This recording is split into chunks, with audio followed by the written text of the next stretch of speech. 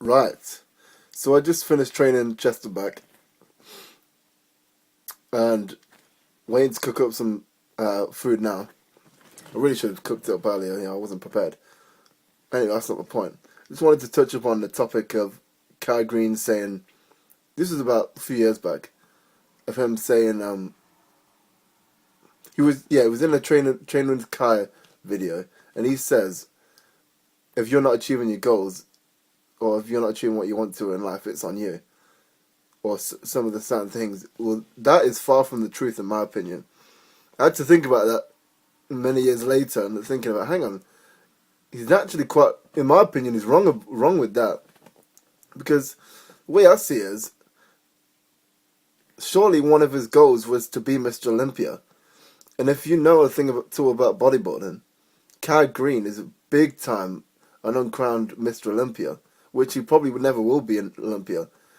He's done. We've seen Kai Greene at his best at Arnold Classic and Olympia, but it's still not enough. So you can't really say if you're not achieving your goals, it's on you.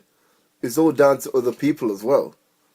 Politics and the other person who's ahead of him, which is Phil Heath. Like he's put in every ounce of effort he can. Like he's a fan favorite, but a fan favorite's not going to make you Mr. Olympia. So that just goes to show that that's wrong what he said. It's a good point. I can see what he's saying, but in my opinion, he's wrong. Not every time it's always on you. There's only so much effort there's only so much effort you can put into something. At the end of the day, there's always going to be someone bigger, stronger, or faster than you in something. So you got to think of it like that. I'll give you another example. I'm trying to apply for full-time work right now.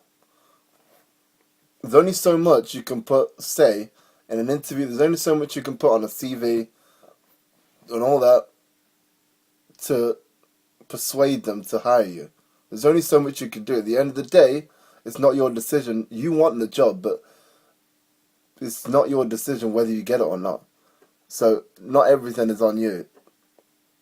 So there's too much is not enough, and then there's doing just enough and doing what's required and doing what needs to be done. So another example too. Last year I wanted to win first place. I thought last year was going to be the year, because the year prior to that I got second place.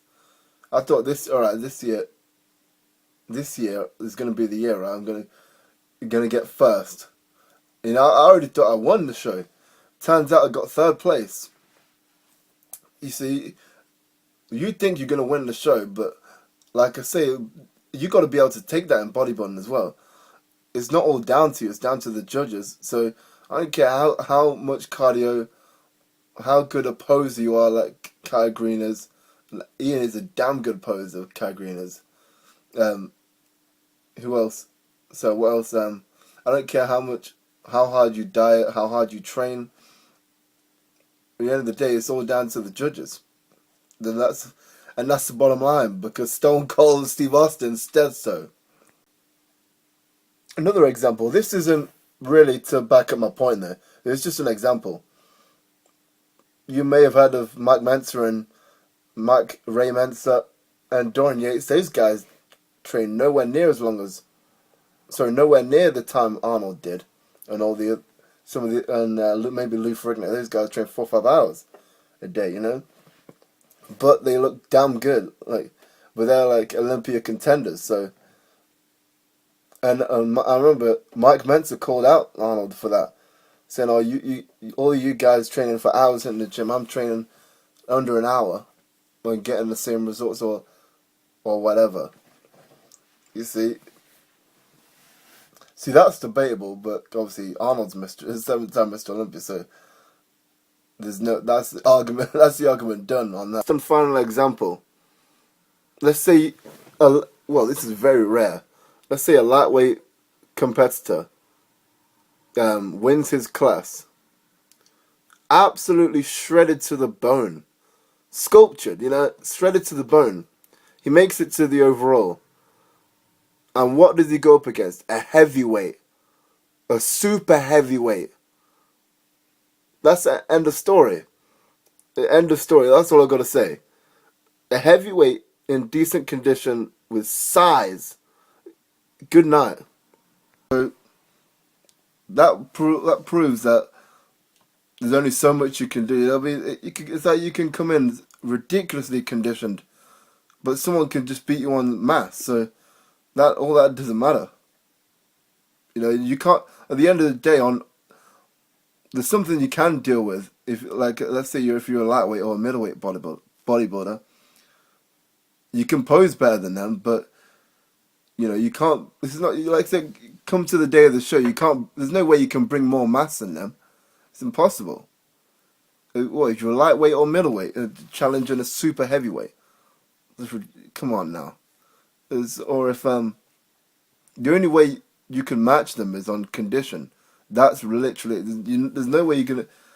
It's like when I competed in a couple of junior shows. You know, you can't compete. That's why you do. That's why there's weight classes, because it's just not fair. But look at Arnold and Franco when they used to compete. You know, these two can't compete against each other. There's too many different. The weight is just completely different. So, and the height, so it doesn't work out.